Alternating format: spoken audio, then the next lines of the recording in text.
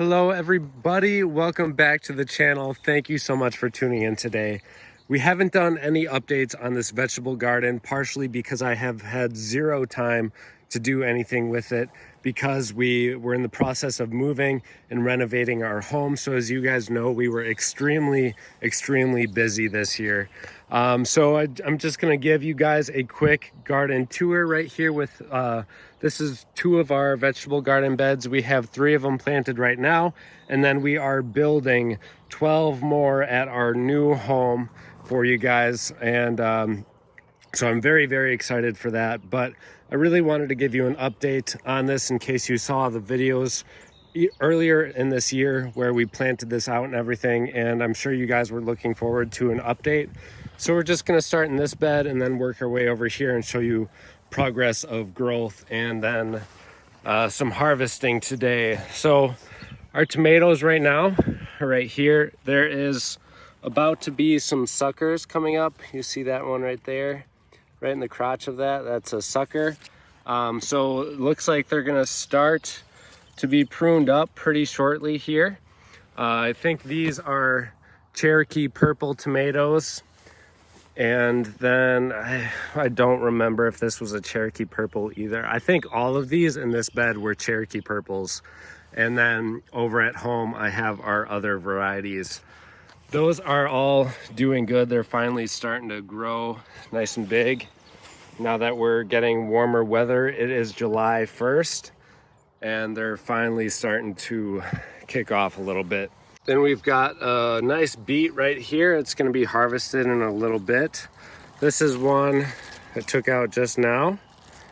See, real small little guy, but I wanted to see how it was progressing. Just curious. This beet is ready to harvest right here. Pull that one out.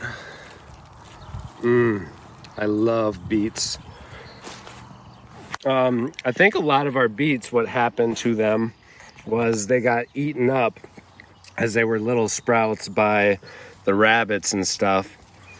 Our carrots back over this side, I'll pick out one of these just to get an idea of how they're growing. They should be growing pretty good because this is a really loamy soil. We use lasagna gardening bed method, so we mixed in a bunch of different types of materials and matter in this. It's not going to be the best year of growth, being that this was the very first year of this soil, and it doesn't have a lot of microbiome growth yet as far as the microorganisms and fungi and stuff, but it's going to get better and better after this. So let me just pull off one of these carrots. See, they're coming along. Right there, nice little snack for me right now as we speak. Toss that off to the side. We aren't really gonna thin out these any more than I already have because it is such a loamy and soft soil. They'll kind of push apart as needed. I don't need to thin out extremely quite as much as I usually do with this soil type. Wow, what a beauty. There's one.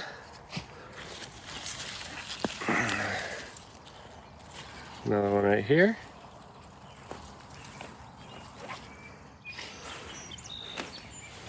Actually, those were radishes too, I think. No, a couple. They're all mixed in here.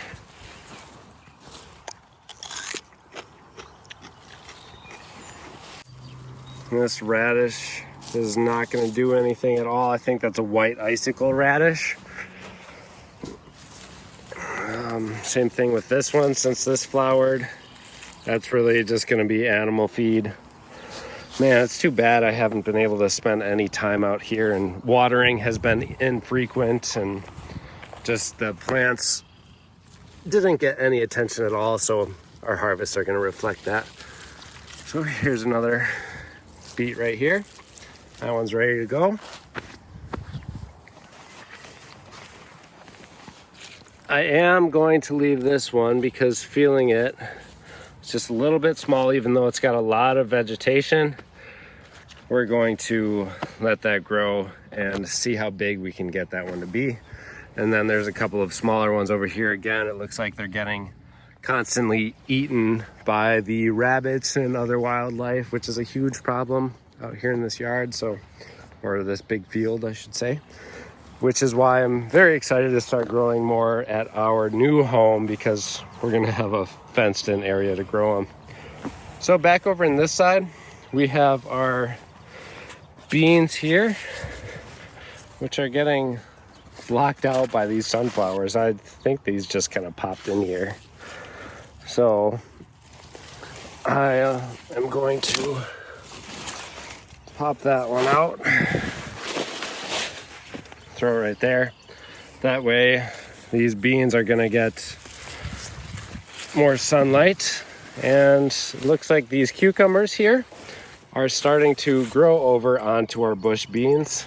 So that needs a little bit of work too. I'm gonna pop them up and try and delicately guide them over onto our chicken wire. These are starting to produce some little cucumbers here.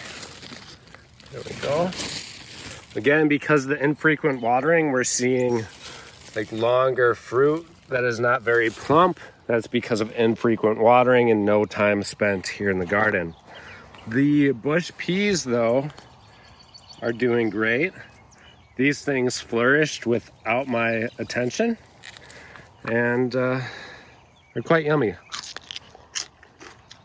With these peas, they're best if you harvest them like this when they're real flat, because otherwise they're gonna get real stringy. Not quite as good. So you wanna eat the whole pod and everything when they're real small. Like this is super yummy, very sweet, extremely tender, good eating. So now let's go over to these cucumbers too.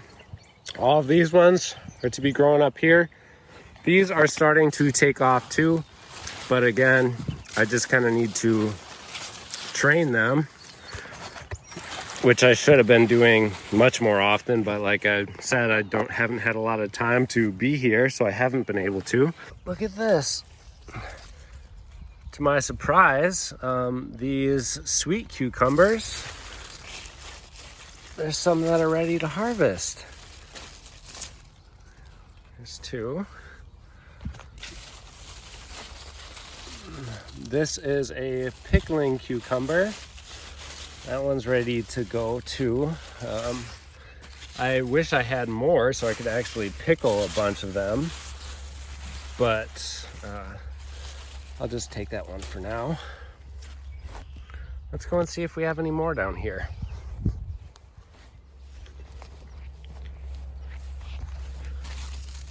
More pickling cucumbers, not quite ready yet.